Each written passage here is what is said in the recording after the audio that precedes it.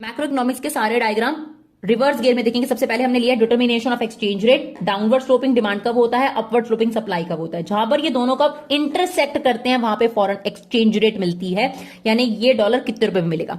अब क्वेश्चन आ जाता है कि एक्सपोर्ट बढ़ गया, टूरिज्म बढ़ गया, तो उसका इंपैक्ट क्या होगा। तो अगर एक्सपोर्ट बढ़ गया तो हमारे पास सप्लाई बढ़ जाएगी, तो सप्लाई का राइटवर्ड शिफ्ट हो गया। अब राइटवर्ड शिफ्ट हो गया तो नया इक्विलिब्रियम यहां पर आ गया। अब नया इक्विलिब्रियम यहां आ गया तो एक्सचेंज रेट पहले के मुकाबले गिर गई। तो इस तरीके से डायग्राम बनाकर आपने एक्सप्लेन करना है, राइट। फिर आता है हमारा एक्सेस डिमांड या इन्फ्लेशनरी गैप या ओवर फुल एम्प्लॉयमेंट इक्विलिब्रियम। तीनों में से कुछ भी पूछे यही डायग्राम बनाना है। इसमें ये हमारा एडी कर्व है और ये हमारा एएस कर्व है जो 45 डिग्री की लाइन वाला है। अब क्या हुआ कि इन्वेस्टमेंट इंक्रीज हो गई जिसकी वजह से AD1 ऊपर चला गया, ये आ गया। अब हमारा इक्विलिब्रियम यहां आ गया जो कि ओवर फुल एम्प्लॉयमेंट इक्विलिब्रियम कहलाएगा, लेकिन फुल एम्प्लॉयमेंट से आगे हम नहीं जा सकते। तो ये सारा का सारा आपका क्या क्रिएट कर देगा, इन्फ्लेशन क्रिएट कर देगा, राइट। इसके बाद डेफिसिट डिमांड या डिफ्लेशनरी गैप या अंडर एम्प्लॉयमेंट इक्विलिब्रियम किसे बोलेंगे। उसमें क्या हुआ, एडी हमारा ये था, एएस ये था, तो ये हमारा इक्विलिब्रियम होना चाहिए था। अब क्या हुआ, हमारी एडी कंपैरेटिवली कम हो गई क्योंकि इन्वेस्टमेंट में डिक्रीज आ गया।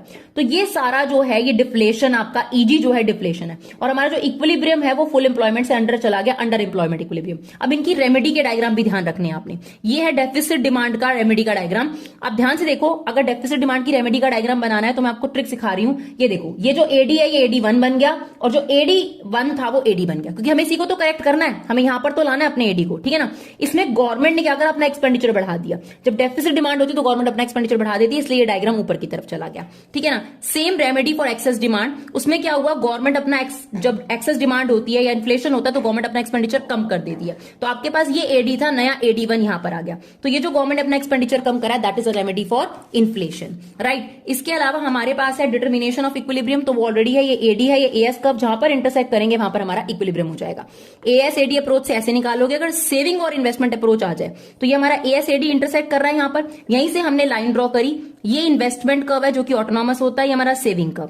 यहां पर सेविंग और इन्वेस्टमेंट अप्रोच से आपका इक्विलिब्रियम हो गया, राइट। इसके अलावा इन्वेस्टमेंट मल्टीप्लायर का डायग्राम है। ये आपके पास एडी है, ये एएस है। इन्वेस्टमेंट बढ़ गई जिसकी वजह से क्या हुआ, आपकी इनकम ये थी, हमारी इनकम ये हो गई। तो this is change in income, due to change in investment, right.